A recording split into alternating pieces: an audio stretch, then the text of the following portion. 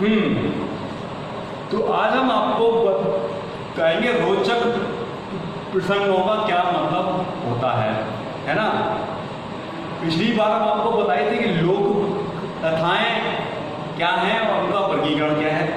तो यह है कि आज का हमारा है प्रसंग आपके रोचक प्रसंगों का क्या तात्पर्य होता है। अच्छा, यहाँ पर क्या है, हम ये बताना चाहते हैं कि जो भी आपके छोटे बालक जो भी होते हैं वो बालकों में धैर्य और किसी भी चीज को जानने और समझने के लिए क्या क्या हमको सोपान में तय करने पड़ते हैं, यह भी हमको यही प्रसंगों के माध्यम से हम उन बालकों को बताते हैं। बालकों की बुद्धि की आपकी क्षमता को तीव्र करने के लिए उनकी स्मरण आपकी जो होती है ताकत को सीधी करने के लिए, और सबसे बड़ी बात आपको श्रवण आपकी शक्ति को आपको इसमें ये चीज ध्यान रखनी है। पहले आपकी श्रवण आपकी शक्ति, दूसरी आपकी स्मरण शक्ति आपकी, है ना। पहले आपकी सुनने की शक्ति, दूसरी आपकी याद करने की आपकी शक्ति, है ना, के प्रवृत्ति के विकास के लिए, मतलब सुनने की शक्ति और याद करने की शक्ति के विकास के लिए विषय से संबंधित विषय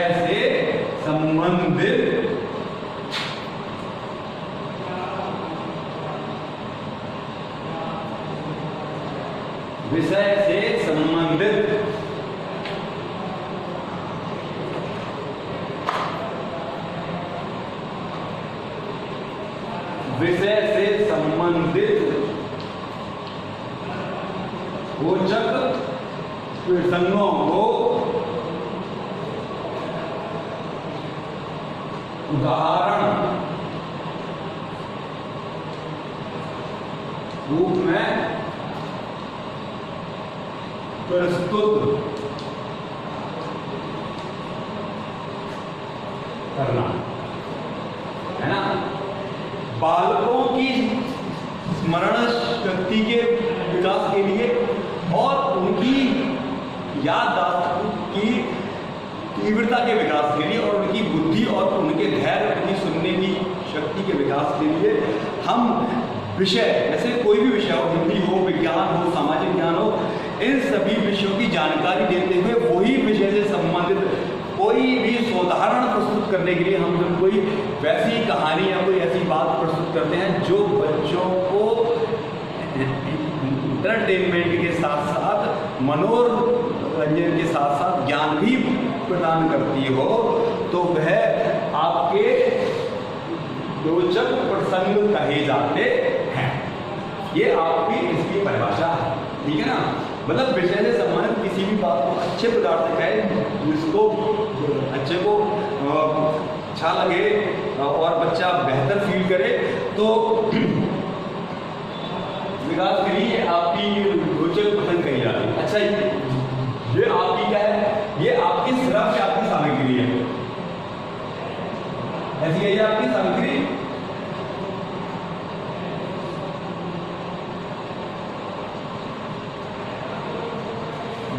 ये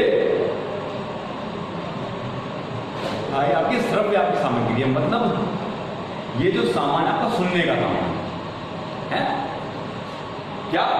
अच्छा जी, ये रही इसी बात। और दूसरी बात यह है कि हमें सबसे पहले यह जानना पड़ेगा कि आखिर ये जो गला है, रोचक प्रसंग आखिर क्या है और यह इसको कहते हैं। तो हम यह कह सकते हैं कि किसी भी पाठ्य पुस्तक को या किसी भी सोपान को प्रदर्शित करने के लिए, व्यक्त करने के लिए जिस वही विषय से संबंधित भाव साम्य वाली, वही विषय से संबंधित भाव साम्य वाली या उससे मिलती जुलती कोई भी कोई भी जानकारी या कोई भी ऐसी बात बच्चों को बताना जो कि बच्चों को पसंद भी आए और वह विषय के बारे में जानकारी भी प्राप्त कर लें, वह सारे आपके रोचक प्रसंग कहे जाते हैं। ठीक है, यहाँ तक आपको कोई भी दिक्कत नहीं हुई होगी। अच्छा, दूसरी अब ये बात है, दूसरी अब ये बात है कि हम आपके इन प्रसंगों को क्यों लिखें, इन प्रसंगों का उद्देश्य क्या है ना। पहले तो था उसका मतलब था, और दूसरा उसका क्या है, क्यों इसको हम करें। तो पहला जो है उद्देश्य क्या है इसका, पहला इसका उद्देश्य है कि स्वयं की बात को या पाठ्य पुस्तक की बात को किसी अच्छे प्रसंग के माध्यम से बालकों को बताना। ठीक है, मतलब पाठ्य पुस्तक जैसी बात को या कोई भी आपके मन की ज्ञानवर्धक बात को किसी भी उदाहरण से बालकों को बताना, इसका पहला उद्देश्य है। दूसरा क्या है, कोई भी जैसे कोई भी पाठ आपका बोरिंग हो, बोरिंग से मतलब नीरस यानी रसहीन, मतलब कोई भी ऐसा विषय या ऐसा पॉइंट जो कि आपका सुनने में बोरिंग फील होता हो, है ना, आपको सुनने में बोरिंग फील होता हो, तो वही बोरिंग विषय को मतलब क्या करते हैं कि हम और थोड़े से एंटरटेनमेंट की सामग्री को मिक्स करके हम उसको स्वाद के काबिल बनाते हैं या वैसा बनाते हैं कि वह हमको सुनने में अच्छा हमको लगे। ठीक है, तो ये क्या है कि नीरस और रसहीन विषय को रोचक बनाना, ये इसका है सेकंड उद्देश्य। ठीक है ना, पहला तो आपको ऐसे ही बता दिया थे। अच्छा, तीसरा उद्देश्य क्या है, बालकों की श्रवण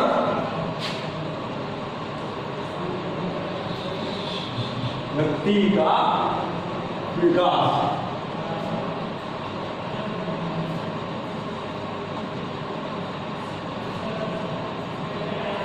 यह आपका पॉइंट नंबर 2 है। ये क्या कहता है कि बालकों की आपकी जो कानों से आपको सुनने की जो ताकत है ये भी करता है विकास आपका। अच्छा, तीसरा क्या है आपका, तीसरा है बहुविधि ज्ञानार्जन की प्रवृत्ति का विकास।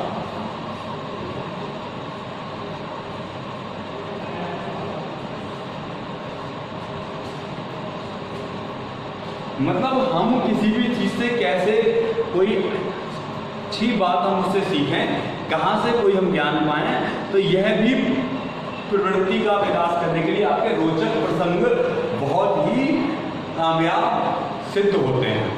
ठीक है, अच्छा, और चौथा है अभिव्यक्ति का विकास।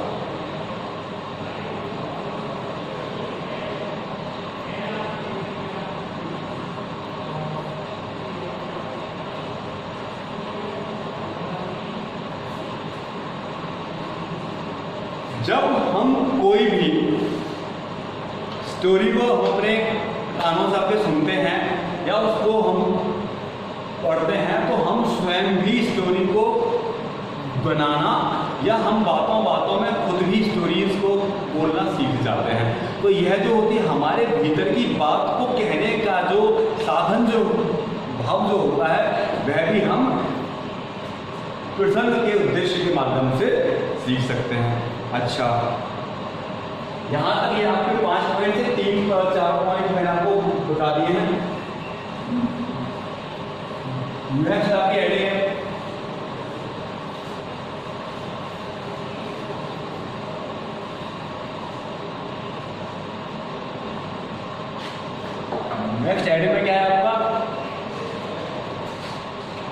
हमने आपकी परिभाषा पढ़ी, उद्देश्य पढ़े। नेक्स्ट अब हम पढ़ रहे हैं प्रकार के। पहला प्रकार है आपका लिखित सामग्री।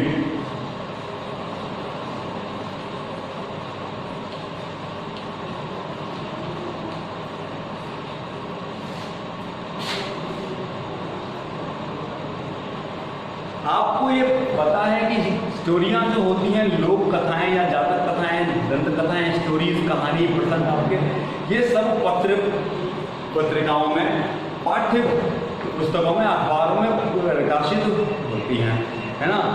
तो यह सब क्या है कि तो यह सब समाचार पत्रों में, पत्रिकाओं में, पाठ्य पुस्तकों में प्रकाशित होने के कारण यह आपकी लिखित सामग्री कही जाती है।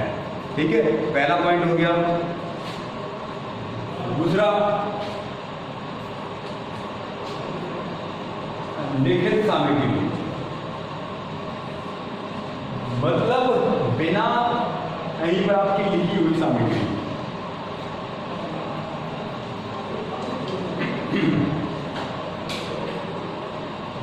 ये क्या है आपका?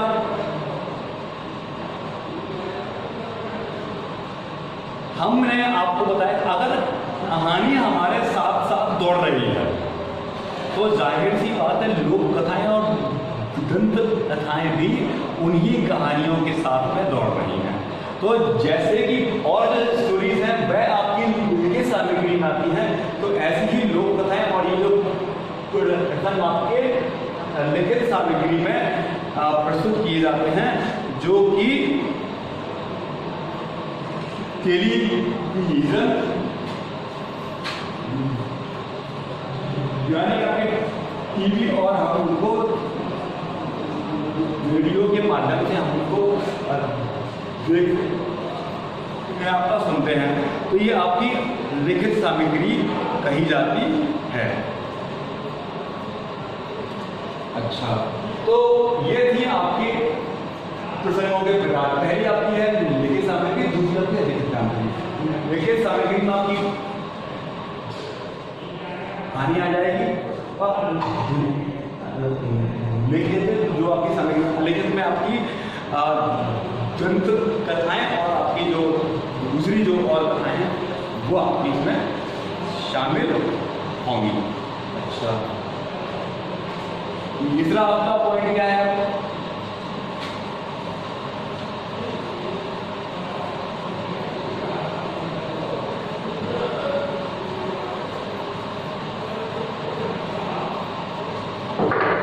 तीसरा आपका जो पॉइंट है कहानी, कहानी के बाद आपकी लोक कथा और आपके रोचक प्रसंगों को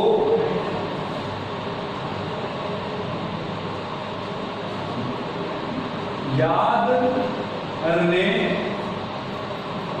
योग्य बातें।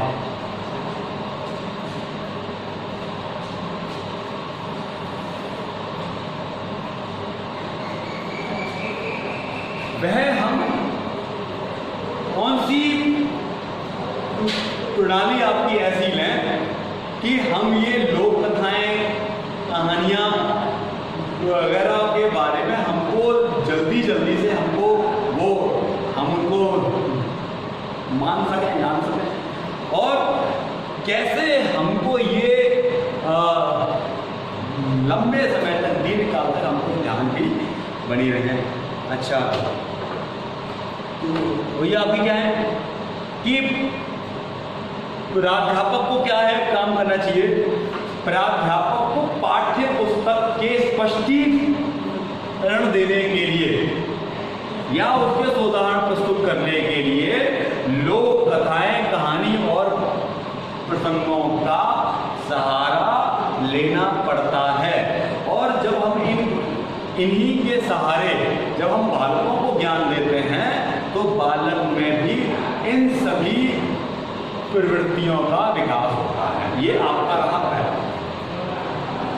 अच्छा, दूसरी बात क्या है? दूसरी बात क्या है कि बालक भी बातचीत के माध्यम से, कहानियों के माध्यम से, प्रसंगों के माध्यम से और पाठ्य वस्तु को सीख करके, समझ करके, सुन करके भी बातचीत करने में योग्य हो जाते हैं और वह भी फिर अपनी बात को अच्छे प्रकार से कहने। ये पॉइंट था आपका सेकंड। अच्छा, फिर आपका क्या है पॉइंट नंबर 3? पॉइंट नंबर आपका 3 ये बात कहता है कि लोक कथाएं, कहानियां और आपके ये जो भी प्रसंग हैं, ये आपको कोई भी घटना को दीर्घ समय तक याद करने के लिए और मस्तिष्क में बने रहने के लिए हमको इन सबको देखना चाहिए, सुनना चाहिए और इन सबको याद करने से, उनके बारे में ध्यान देने से हम लोगों की स्मरण शक्ति का विकास होता है। तो ये थे आपके कहानी, लोक कथा एवं रोचक प्रसंगों को सुनने और याद करने की संबंधित योग्यता। ठीक है, यहाँ तक आपका आज ये हो चुका है पाठ।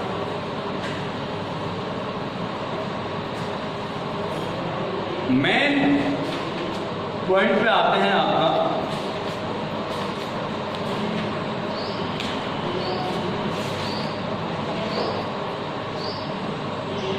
है ना। तो यह जो था वह जहां तक हमने आपको बताया है, यह वहीं तक था।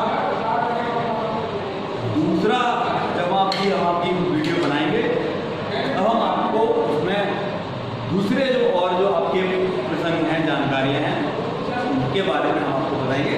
यहाँ तक आज जो मैंने आपको बताया, यहाँ तक आपको अगर कोई भी दिक्कत, प्रॉब्लम हुई हो किसी भी चीज़ को देखने में, सुनने में, जानने में, समझने में, तो आप मुझे कमेंट बॉक्स में मैसेज के द्वारा बता सकते हैं। नेक्स्ट वीडियो में हम आपके और यही वाले पार्ट से संबंधित बातों को हम बताएंगे। धन्यवाद आपका बहुत बहुत।